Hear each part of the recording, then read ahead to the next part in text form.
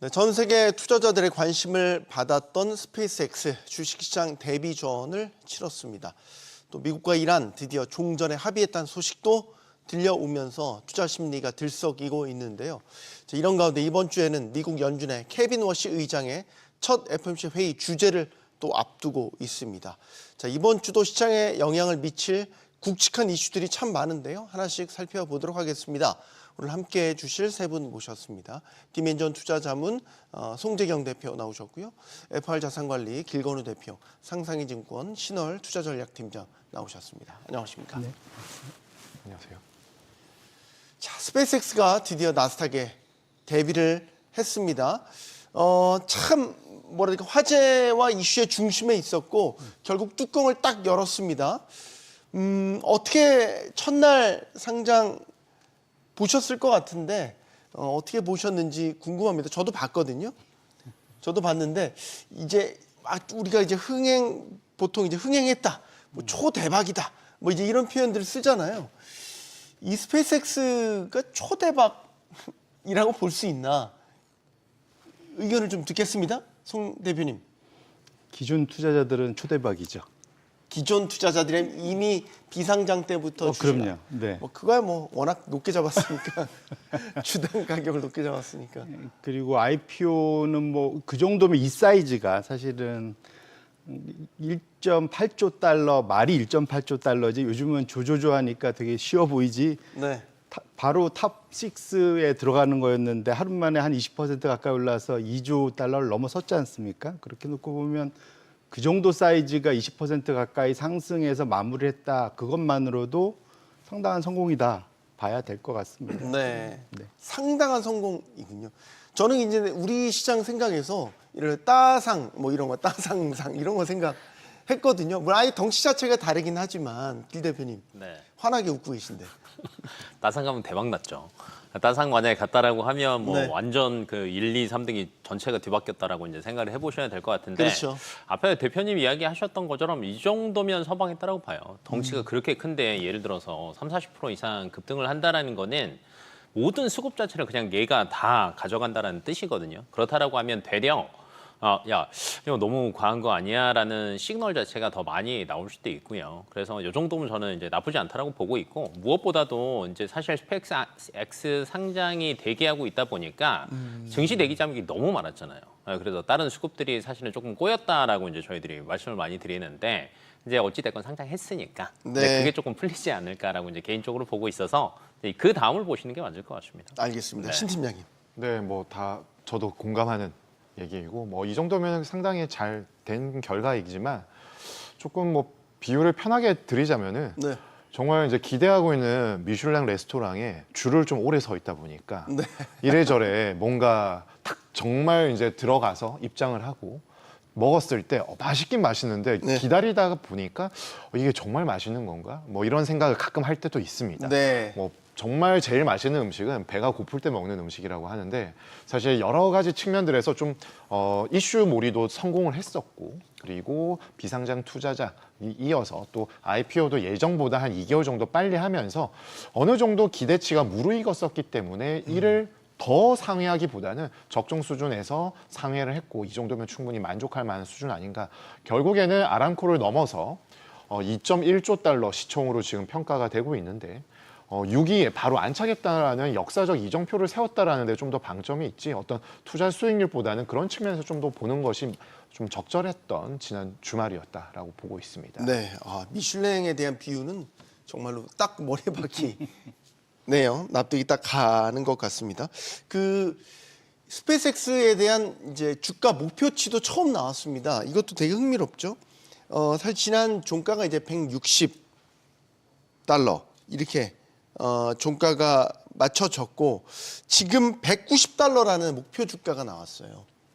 그러면은 지금 단계에서는 한 20달러 이상의 상향된 수치인데 어떻게 평가해요? 적절하다고 보시는지 이것만 보면 뭐 지금이라도 사야 되는 건지.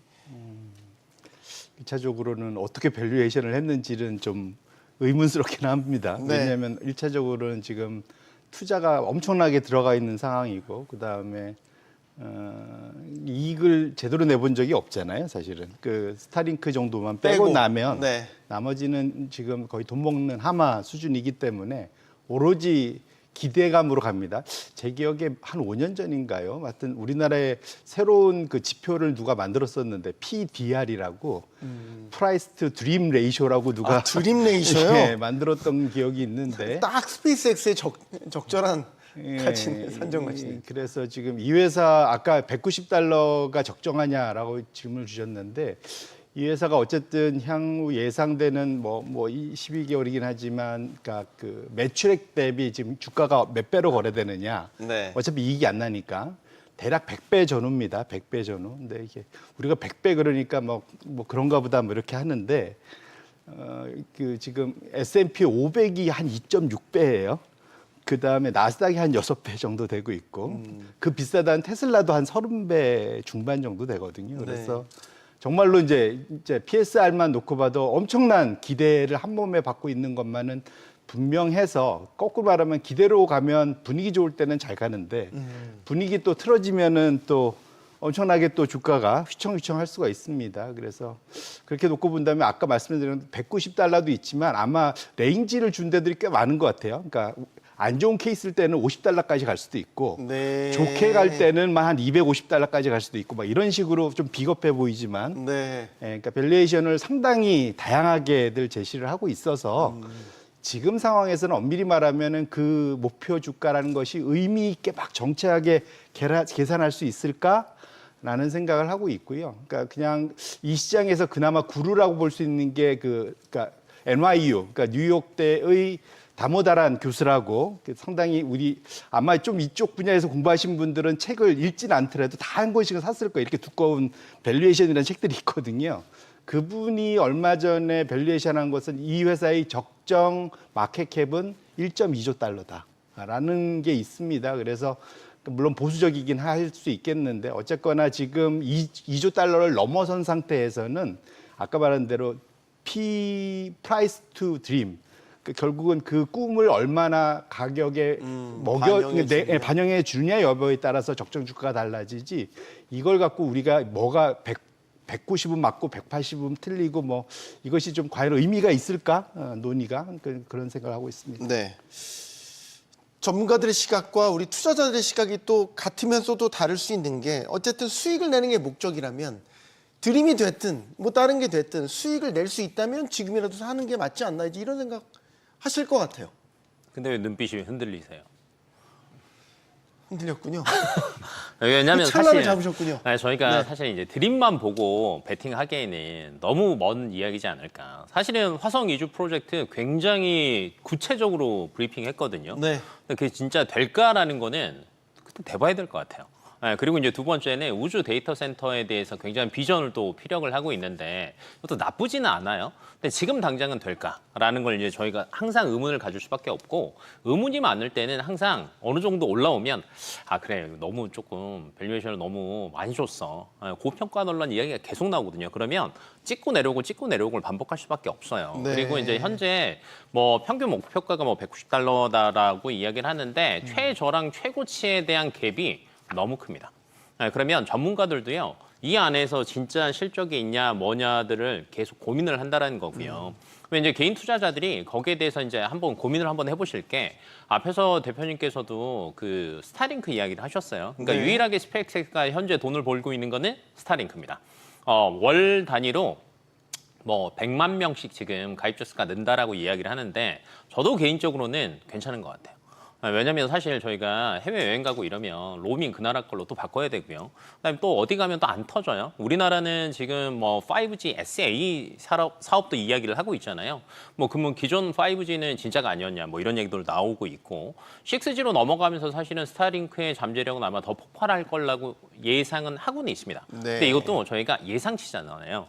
그러면 진짜로 이게 숫자로 찍힌다라고 하면 주가는 아마 200달러 이상은 충분히 넘어갈 수는 있어요. 그럼 저희가 체크해 볼 수 있는 게 결론은 인공위성을 많이 깔아야 되고요. 그럼 많이 발사를 해야 됩니다. 네. 그다음에 이번에 IPO 한 돈으로 얼마나 많이 쏘는지를 한번 체크해 보시는 것도 나쁘지 않은 것 같아요. 왜냐하면 저희가 보니까 24년도에 월 평균 11회 쐈습니다. 스페이스X가. 그리고 작년 기준 월 평균 14회 쌌어요. 근데 올해 상반기 기준 보니까 월에 12회에서 13회 정도밖에 안 쌌대요. 그럼 하반기 때 이 수치를 뛰어넘는 게 나온다라고 하면 야, 인공위성 더 많이 깔리는구나. 그럼 내년 실적 더 좋아지겠구나라는 게 사실은 확 보일 수 있거든요. 그래서 잘 모르겠다라고 생각이 들 때는요. 그런 것들로 한번 체크해 보시는 것도 저는 나쁘지 않은 것 같아요. 네. 예를 들어서 그 증권가에서 목표 주가 밴드가 좀 넓게 잡을 때는 뭔가 0점을 잡는 시기라고 봐야 되는 거고 이제 막 상장한 곳이고 뭔가 컨센서스가 아직 마련되지 않았다 이렇게 봐야 되는 거죠. 그렇죠. 네, 그 부분이 이제 상단과 하단에 대한 부분들이 밴드로 해서 올라가게 된다라면은 이제 부정적인 의견에 대한 부분들이 일부 존재하더라도 네. 주가의 상승 가능성이 좀 더 높은 신뢰성을 가질 수 있게 되는데요. 지금은 이제 상장이 되었고 좀 전에 두 대표님께 말씀 주셨다시피 이 매출에 대한 부분들뿐만 아니라 이 이익에 관련된 부분들은 여전히 적자일 수밖에 없고 막대한 캐펙스에 대한 부담감을 현금 흐름 측면에서 어떤 식으로 방어를 해낼지가 가장 관건이다라고 봐야 합니다. 그러다 보니까 이미 지금 오펜하이머처럼 강세론자의 조금 등에 업혀서 가는 쪽은 이제 목표 주가를 190에서 200달러 초중반까지 내놓는 반면에 이제 독립 리서치 글로벌 기업인 CFRA에서는 115달러까지 지금 낮춰서 제시를 했습니다.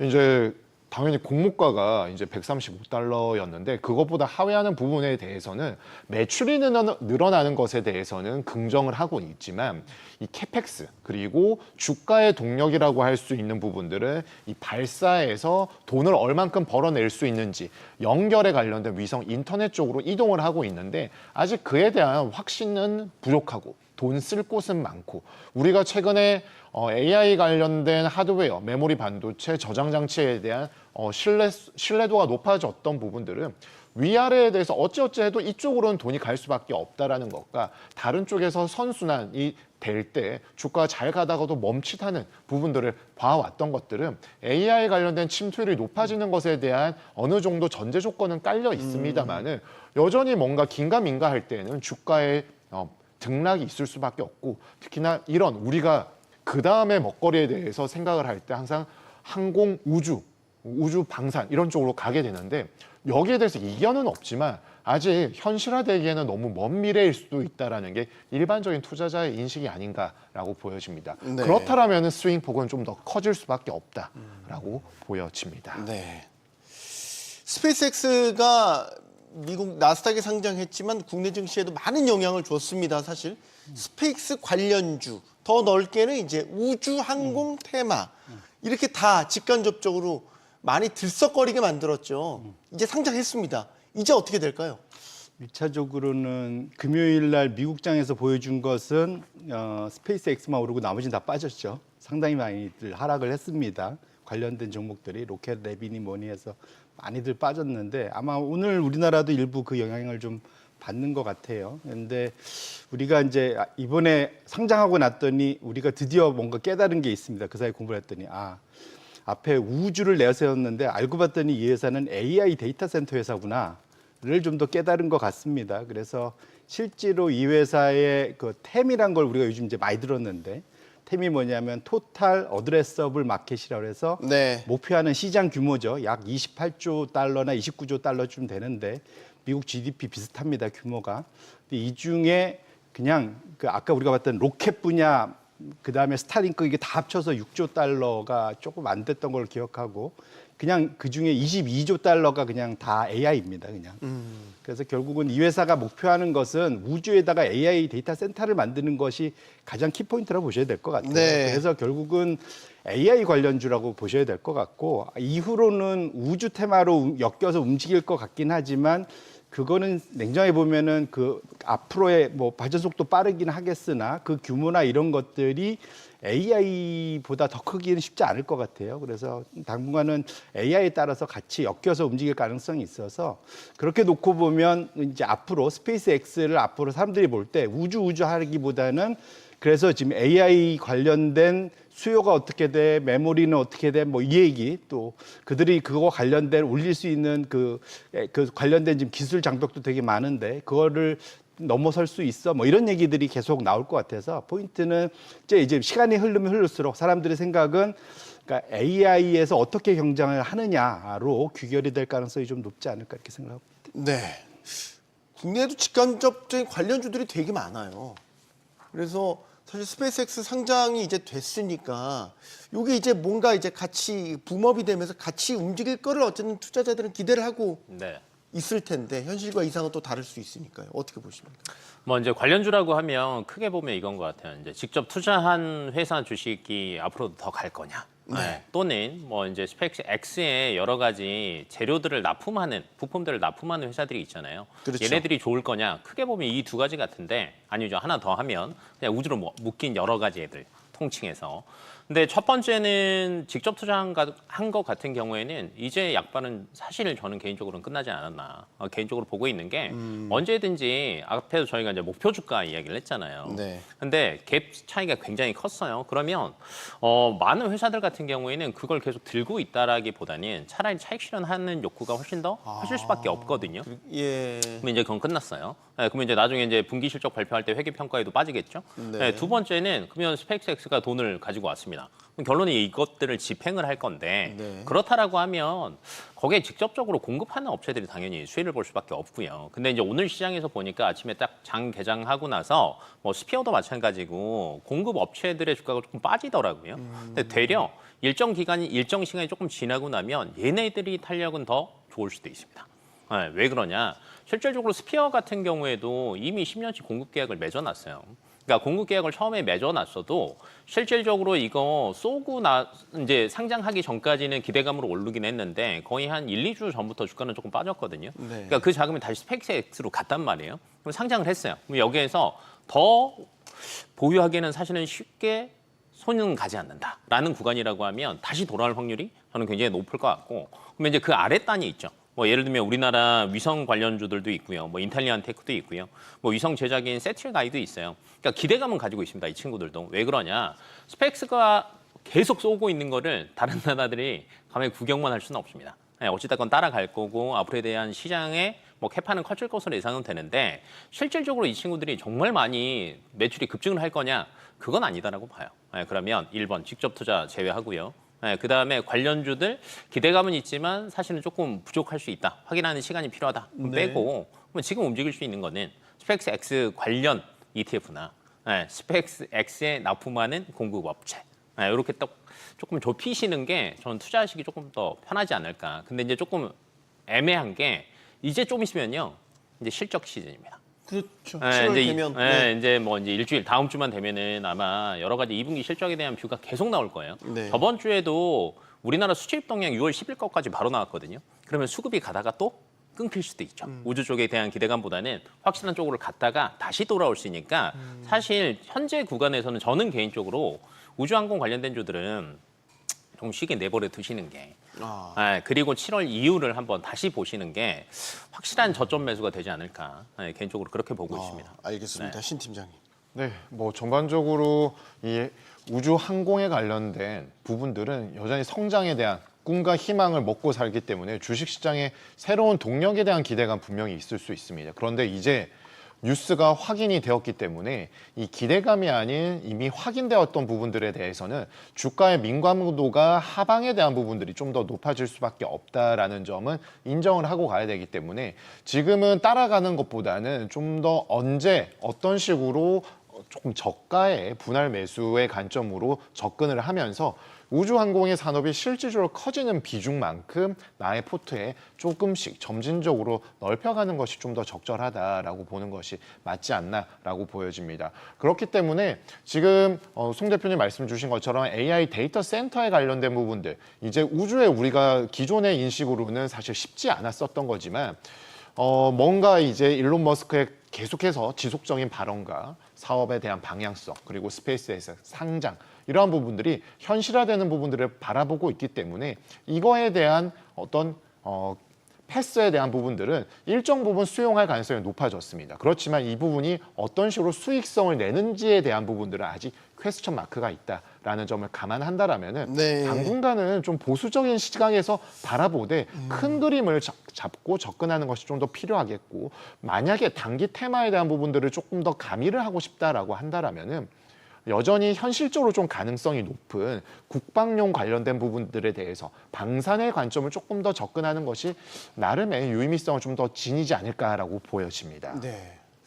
이거는 송 대표님 뭔가 확실한 목적과 컨셉을 갖고 이 섹터에는 지금 들어가야 되겠군요. 맞습니다. 예, 내가 무엇에 대해 투자를 하는지가 명확해야 될 것 같아요. 네. 그렇지 않으면, 그러니까 투자를 했는데 내 생각과 너무 달리 갔을 때 해석할 방법이 없습니다. 그래갖고 이게 빠지더라도 또는 오르더라도 내가 생각한 걸로 올라야지 적정한 데서 이익 실현할 수 있고, 빠지더라도 혹시 내가 생각한 대로 예상한 대로 해서 빠지면은 오히려 버틸 수가 있거나 저점 매수를 할 수가 있잖아요. 그렇기 때문에 그런 것들을 보셔야 될 것 같고요. 근데 지금 미국에서 지금 이제 정반대의 소위 이게 이제 거의 트레이딩 컨셉이잖아요. 우리는 막 뭐 우주 뭐 한참 얘기했는데 그거는 소위 그 머스크의 시간을 감안한다면 지금 빨라야 한 5년이라고 하는데 머스크의 시간은 곱하기 2 더해야 되지 않습니까? 네. 뭔가를 좀 만들어내는데 시간 엄청 오래 걸립니다. 머스크가. 심지어는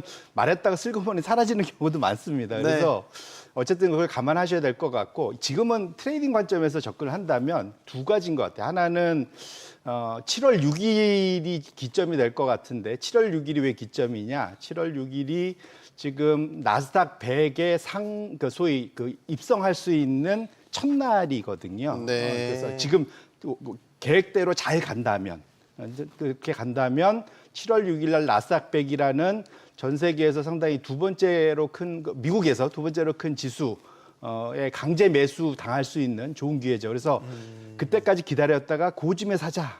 왜냐면 그 뒤에 이제 매수되면은 주가 올라갈 거니까. 요 네. 아이디어가 하나 있고.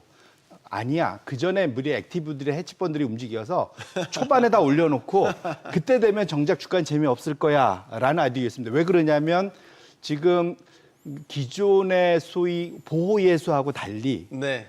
과거에는 그러니까 소위 말하는 180일, 6개월 이후에 보유예수 물량이 풀리기 시작했는데 네. 이번은 계단식으로 가서 그때 되면은 전체의 40%가 풀리거든요. 그렇기 때문에 그 사이 계속 풀리기 시작합니다. 그래서 그렇게 놓고 본다면 그 헤지펀드들 아이디어도 말이 되네라는 생각을 할 수 있을 것 같아요. 왜냐하면 뒤로 가면은 너무 유동 물량이 지금 오버행 더 늘어날 텐데 그게 계속 나올 거라서, 그래서 이렇게 놓고 보면 초기에 이렇게 소위 말하는 단타죠. 이게 먹고 빠지는 이 방법에 대한 아이디어들도 많은 것 같습니다. 그래서 양극단으로 갈려 있다는 만큼, 그래서 지금 거래가 엄청 활발하죠. 사실 첫날도 거래가 거의 지금 풀린 3%가 한 바퀴 다 돌았습니다. 그래서 그 짧은 반나절 만에. 그래서 이렇게 놓고 보면 당분간 소위 말한 소위 명품주, 희귀주 때문에 못 살 일은 없다. 일단 1차적으로 그건 없다.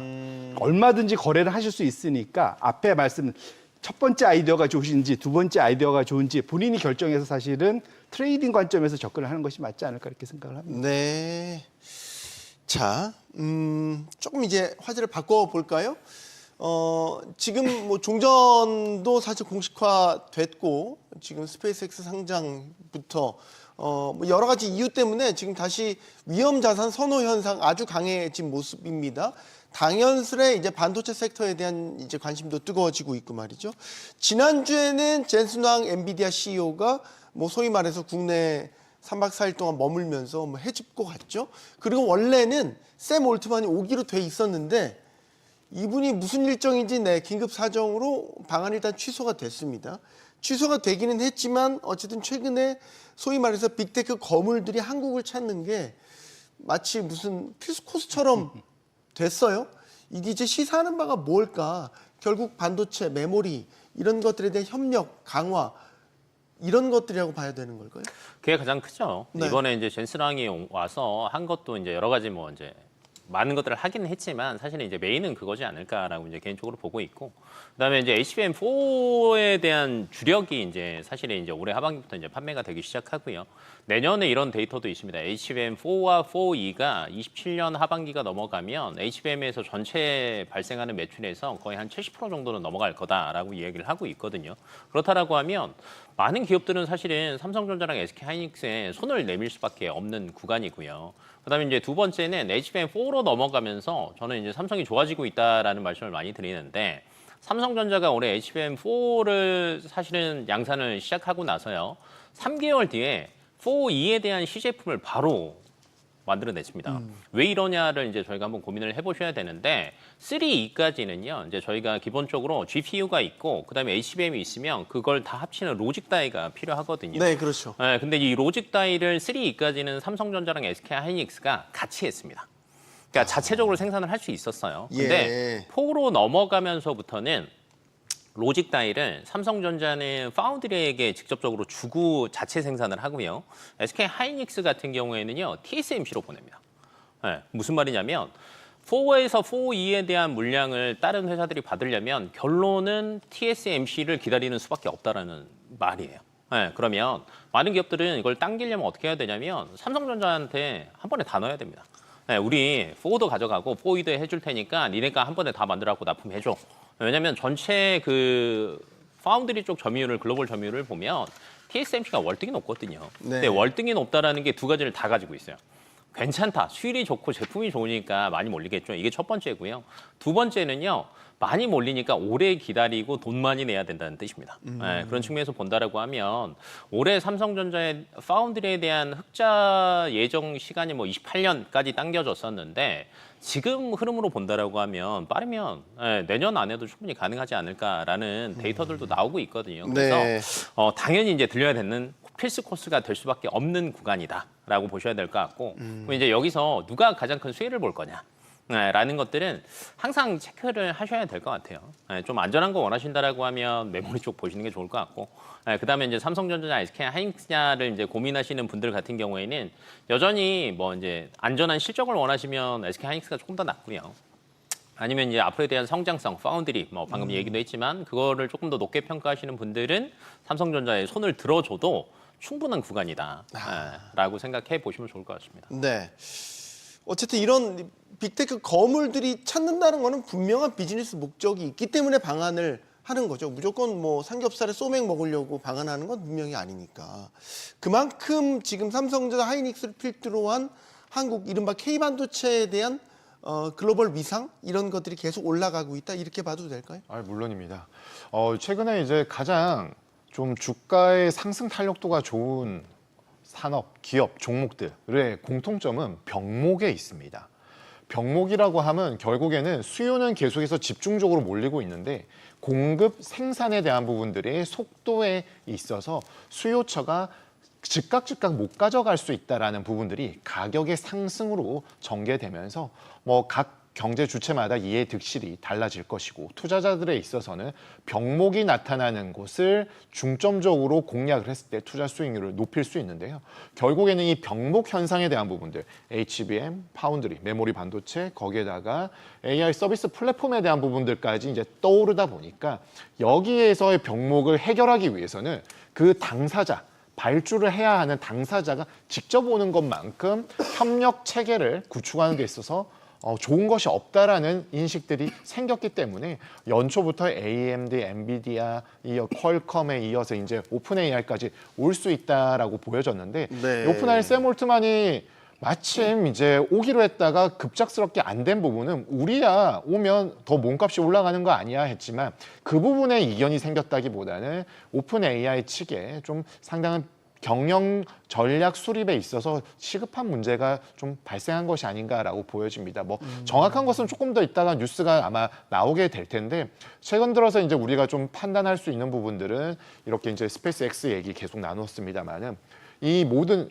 스페이스 X, 오픈 AI, 엔스로픽 모두 하반기에 예정되어 있었고 지금 오픈 AI 다음에 엔스로픽의 IPO가 예정된다라고 우리가 기존에 알고 있는데 엔스로픽이 좀 더 당길 수 있고 그리고 엔스로픽에 대한 시총에 대한 추정치 자체가 오픈 AI에 대한 부분들을 이제 넘나들기 시작했다라는 부분들이 쉽지 않은 여건에 있기 때문에 이번 이런 부분이 나오지 않았나라고 보여지지만 결국에는 아마 방한할 것으로 보여집니다. 결국에는 공급망의 핵심이 한국에 있고 한국에서 병목 현상을 타개하기 위해서는 그들이 직접 협상을 하고 파트너십을 맺는 이러한 구조들은 우리 기업과 산업의 경쟁력 그리고 국가적으로도 역시나 긍정적인 효과를 아주 파급력 있게 가져올 수 있지 않나라고 보여지는데요. 당분간 이러한 부분 속에서 우리의 기업들의 향후 경쟁력에 대한 부분들이 주가의 상승 탄력도와 좀 맞물려 돌아갈 수 있기 때문에 이런 부분들을 좀 더 중점적으로 바라보는 것이 좋고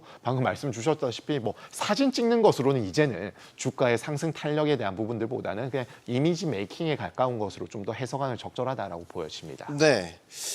참 격세지감입니다. 불과 한 1, 2년 전에 송 대표님이랑 저희 반도체 얘기할 때 걱정되는 부분 참 많이 얘기했었는데 이렇게 상황이 크게 반전이 되는군요. 맞습니다. 그때 뭐 삼성전자의 CFO 라인이 세갖고 안 된다느니 뭐 별 얘기를 감산을 언제까지 할 거냐는 둥 이제 뭐 네. 이런 얘기를 했던 게 불과 그렇게 오래된 일이 아닌데 이 AI 산업혁명이라는 게 이렇게 지도를 바꿔놓는군요. 예, 그게 불과 진짜로 딱 2년 전이네요. 네. 네, 그렇습니다. 근데 말씀 주신 대로 기본적으로 AI 소위 공급망에서 집중되는 게 결국은 데이터 센터 안에 들어가는 각종 부족한 말씀 주셨던 병목 그리고 그 안에 가장 큰 회사들이 대만과 한국에 있는 거죠. 그러니까 오면은 꼭 가만 보시면은 대만과 한국을 꼭 같이 엮어서 돌 수밖에 없는 상황이 됐다 보셔야 될 것 같고 뭐 저 개인적으로는 그럼 샘 알트만이 왜 안 왔을까 저도 이제 궁금했습니다. 이것저것 저도 이제 주말 동안 생각했는데 무슨 일이 그 사이에 새롭게 생겼지를 딱 봤을 때는 주말 동안 있었던 거는 엔트로픽의 최신 모델을 미국 국방부가 외국인들 못 쓰게 했어요. 그렇죠. 예. 네. 그러니까 그것도 지금 논란이죠 지금. 오픈 AI하고 가장 첨예하게 경쟁을 하고 있는 게 엔트로픽입니다. 그리고 엔트로픽이 말 안 들으니까 엔트로픽 내쫓아내면서 그 대항마로 국방부가 가장 먼저 손잡은 데가 오픈 AI예요. 그럼 생각을 해보면 지금 상황에서 엔트로픽의 최첨단 모델을 못 쓰게 하는 그 소위 그 문제점에 대해서 뭔가 미국 정부가 할 수 있는 것은 오픈 AI가 뭔가를 해결해줘야 될 게 있었지 않을까라는 거. 뭐 그런 걸 생각해 볼 수 있을 것 같아요. 그래서 네. 왜냐하면 샘 알트만 정도가 어쨌든 뭔가 모든 걸 이렇게 중요한 이벤트를 취소하고 미국에 머물게 하려고 한다 정도 되면 트럼프와 가까운 내각 쪽에서 뭔가 움직였어야 되지 않을까 싶은 생각이 있어서 그렇게 놓고 본다면 그것이 사실은 어찌 거꾸로 다시 생각해 보면 이번에 주말 동안 있었던 그 소위 그 엔트로픽의 최첨단 모델의 외국인 사용 제한이 향후 또 AI 생태계에 큰 영향을 미칠 수 있겠다. 해석은 아직 지금은 그것에 대한 영향을 지금 아직 안 받고 있어요. 뭐 오늘 우리 아시아 증시부터 시작을 했으니까. 네. 그런데 이것이 또한 이번 주 FOMC만큼이나 또 시장에 주가의 큰 변동성을 야기할 만한 이벤트로 급부상할 수도 있겠다 이렇게 보셔야 될 것 같습니다. 네. 또 그 말씀 듣고 보니까 연결이 되는 부분이 있네요. 딱 맞아 떨어지거든요, 사실. 미국 정부가 사실 긴급하게 발표를 하면서 뭐 지금 이제 미토스라든지 페이블 5 사용 실제 제한돼 있습니다. 저도 지금 제한된다고 제 노트 화면에 뜹니다. 저기 궁금한 게 네이버는 참 어떻게 될까? 네이버도 만난다는 얘기가 있었거든요. 네. 네이버가 참 뭐라 될까? 우리나라의 최초의 LLM을 만들고 홍보하면서 기대도 모았다가 사실 그 뒤에 행보가 좀 실망한 주가도 많이 빠졌고 이번에 사실 재순환 방안을 계기로 일종의 이제 다시 한번 반등의 계기를 마련했다. 거기에다가 이제 뭐 예를 들어서 오픈 AI까지 뭔가 협력의 손길이 이제 한다. 그럼 이제 뭔가 다시 네이버가 탁 치고 나가는구나. 뭐 이제 이런 기대를 네. 했었는데 네. 네이버가 조금 애매하다는 생각이 듭니다. 우선은 저항선이 있는 것 같아요. 지금 아까도 이제 제가 하면서 네이버 그 주가 봤는데 아직까지는 30만 원을 막 뚫고 올라가는 거는 쉽지는 않은 것 같아요. 그러면 이제 30만 원을 뚫을 만한 뭔가 기대치를 보여줘야 되는데 아직까지는 시간이 조금 걸리지 않나. 근데 이제 그거는 뭐 저희 앵커님도 이미 하고 계시는 게 하이퍼 클로버X 안 쓰시고요. 지금 닫았습니다. 네, 지금 안 코드 하죠. AI 쓰시잖아요. 네. 네, 그거만큼 사실은 기존에는 뭐가 있었냐면 하이퍼 클로버X 처음 나올 때만 해도 야 우리나라 한글이 굉장히 어렵다. 그래서 그 처음에 AI 모델 나왔을 때 대부분 아셨을 거예요. 영어로 프롬프트를 입력을 해야 됐어요. 한글로 입력을 하면 미스가 너무 많이 났거든요. 네. 근데 최근 들어서 어떠십니까? 오픈 AI도 그렇고 클라우드도 그렇고 문제가 뭐 구글의 제미나이도 그렇고 사실은 오류 굉장히 많이 줄어들었거든요. 심지어 이미지 만드는 것도 이제 괜찮아졌어요. 그러면 하이퍼 클로버엑스를 쓸 일이 사실은 별로 없는 거죠. 네, 그러면 이제 여기에서 주가를 끌어올렸던 두 번째 이슈가 뭐가 있냐면 소버린 AI.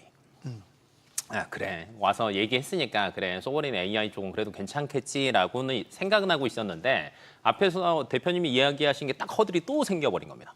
야, 위토스도 막았고 네, 이번에 신규로 한 것도 다 막았어요. 네, 그러면 야, 미국 자체가 이 AI를 굉장히 국가 산업으로서 굉장히 제한을 할 수도 있겠구나. 안보와 네, 안보와 또 엮이면 연결짓겠죠. 항상 그러잖아요. 안보랑 엮어버리잖아요. 그렇다라고 하면 소버린 AI 자체가 조금 늦어질 수도 있죠. 네, 그러면 지금 네이버 입장에서는 이걸 끌고 막 갈 만한 기대감들이 사실은 사라져 가고 있는 겁니다. 네, 그렇다라고 하면 아직까지 30만 원을 뚫을 만한 명확한 이슈는 없는 것 같다라는 관점으로 저는 개인적으로 보시는 게 좋을 것 같고 그러면 지금이 저점이냐라는 질문들도 이제 가끔 하시더라고요. 그래도 여전히 기대감은 많이 있지 않냐. 뭐 오픈 AI에서 와서 또 얘기하다 보면은 또 가는 거 아니냐. 저는 단기적인 트레이딩으로 보시는 게 맞을 것 같아요. 오면 튈 수는 있지만 또 다시 저항선에 부딪히고 또 다시 가격 조정이 올 수 있다라는 관점으로 접근을 하시는 게 저는 제일 안전할 것 같습니다. 근데 소버린 AI라는 게 이제 자국의 정체성을 가진 그런 AI고 특히 이제 이런 안보와 직결된 국방부 이런 안보와 관련된 거는 외국한테 이 AI를 맡길 수 없다라는 이제 기본적인 그 관념이 깔려 있는 거잖아요. 네. 그러면 지금 뭐 클로드 같은 경우는 이제 미토스 맞고 뭐 했잖아요. 그럼 결국에는 이런 소버린 AI에서는 네이버밖에 답이 없는 거 아닌가요? 그럼 네이버를 약간 좋든 싫든 어쨌든 국가적 차원에서 육성해야 된 당면 과제가 생기는 거 아닌가 이런 생각이 드는데. 네, 소브린 AI가 이제 아마도 젠슨항이 지지난주 후반에 왔었는데 그 주부터 이제 두각을 나타내면서 주가의 이제 상승 모멘텀을 좀 자극한 부분들이 있습니다. 그런데 이제 글로벌 이제 정치, 국방, 뭐 안보 측면에서 나누어서 생각을 해보면은 이 소버린 AI를 어떤 현실화시킬 수 있는 테스트베드로 삼을 곳이 결국에는 전 세계에서 미국을 제외하면은 중국을 넣을 수도 없는 노릇이고요. 한국, 일본, 유럽 정도인데요. AI 관련된 산업에 있어서 가장 기민하게 움직이는 곳이 한국이다라고 볼 수가 있습니다. 여기에 뭐 집약적으로 다 있고요. 그리고 한미 동맹에 관련된 부분도 상당히 뭐 견고한 측면에 있다 보니까 이 하이퍼스케일러 등등에서도 우리 한국 기업과의 협업을 하는 데 있어서는 크게 어려운 점은 좀 없지 않나라고 보여집니다. 그리고 한국이 워낙에 또 AI 침투율에 있어서도 좀 상당히 빠른 편에 있기 때문에 테스트베드로 삼기에도 좋은 편에 있는 것들은 긍정적인데 방금 길 대표님 말씀 주신 것처럼 주가가 올라가다가 더 치고 가는 것들은 그 기대감이 이제 수치로 나타날 수 있다라는 어떤 신뢰도에 대한 부분들을 더 자극시켜줘야 되는데요.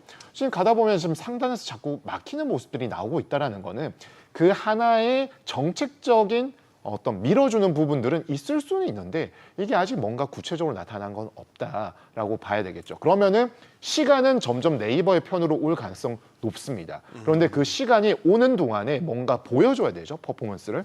그 부분은 결국에는 기존 산업이 광고, 커머스 그리고 AI발 실적에 대한 부분들이 클라우드 중심으로 좀 더 치고 올라오는 부분들을 보여줘야 하는데 그런 측면에서는 약간 밋밋한 측면들이 있는 거 아니냐라는 네. 시장의 의구심 아직 다 지울 수는 없는 상황이기 때문에 이러한 주가 등락으로 좀 해석되는 것이 맞지 않나라고 보여집니다. 네.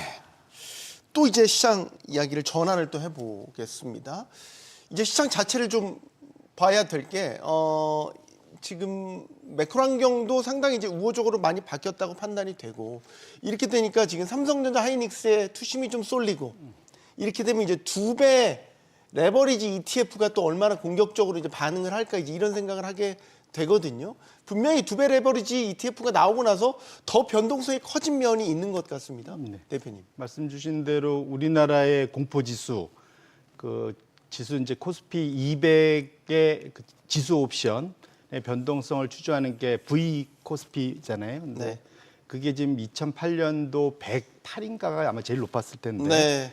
지금 그 이후에 가장 높은 89대 뭐 이 정도까지 지금 올라와서 지금 최근 들어서 말씀 주신 대로 레버리지와 쏠림 현상 두 가지가 우리나라 지수, 그러니까 이렇게 주가가 이 정도 올라와 주고 뭐랄까 시장이 안정되면은 지수 변동성은 상당히 좀 낮아져야 되는데 오히려 더 같이 올라가는 경향이 지금 연초에 계속 나타나고 있습니다. 그래서 지금은 뭐랄까요 올라가긴 올라가는데 이게 이제 아는 게 병이라고 변동성이 같이 올라가는 것은 결코 바람직스럽지 않거든요. 네. 그래서 이게 레버리지라는 게 올라갈 때는 좋은데 이것이 혹시라도 해소될 때는 그 결과가 상당히 폭력적일 수 있습니다. 우리가 또 며칠 전에도 한번 봤었잖아요. 한번 빠지면 급락하는 걸 봤고 이번 주도 근데 어쨌든 다행스럽게 지난주에 그 내마녀의 날은 목요일은 어떻게 잘 넘어갔습니다. 그 전에 미리 좀 털어낸 게 뭐 일부 있게 하겠지만 근데 이번 주는 또 이제 미국의 세마녀의 날이 있습니다. 금요일 날. 그렇죠. 그래서 네. 지금 미국의 변동성 지수 자체도 지금 상당히 높은 상황이에요. 무슨 말이냐면 지수 변동성은 낮아요.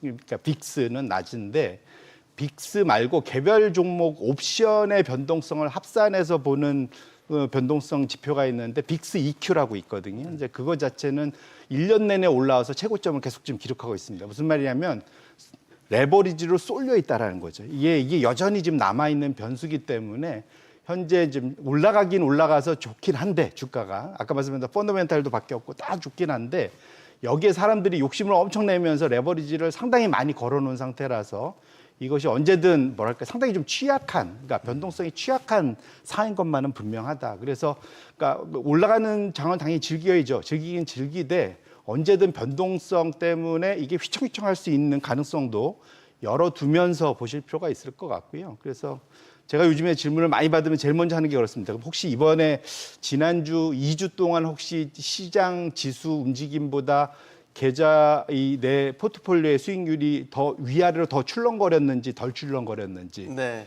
더 만약에 혹시라도 더 변동성이 컸다면 한쪽에 지금 내 포트폴리오가 너무 쏠려 있는 거예요. 뭔가 그건 좀 덜어내고 조금은 좀 낮춰놓을 필요가 있고요. 그 사이 덜 오른 분야로 사실은 좀 빼서 포트폴리오 네. 자체를 중간쯤으로 갖다 놔줘야만 여전히 지금 시장에 해소가 안 된 또 혹시 레버리지 해소 때문에 변동성이 커졌을 때 이걸 견뎌낼 수 있는 힘을 기를 수가 있습니다. 그래서 그러니까 욕심 같아서는 사실 시장이 10% 올라가면 나는 한 20% 올라가고 싶죠. 근데 거꾸로 시장이 5% 빠지면 나는 마이너스 10% 이상 빠집니다. 그렇기 때문에 네. 세상에는 게 좋은 게 있으면 또 나쁜 게 있기 때문에 네. 적당하게 욕심을 적당하게 관리하시는 게 좋지 않을까라는 얘기를 같이 덧붙여드리고 싶습니다. 어떻게 접근하는 게 맞겠습니까, 김 대표님? 이게 사람이 경험치가 무서운 게 한번 주가가 빠지고 나면요, 이제 불안할 수밖에 없어요. 왜냐면 이게 제가 이제 차트 막 이렇게 방금 전에 보고 있었는데 삼성전자랑 SK 하이닉스가 21선 아래 뚫고 내려와서 60일 근접한 게 과거에 올해 들어서 딱 한 번 있습니다. 3, 4월 달.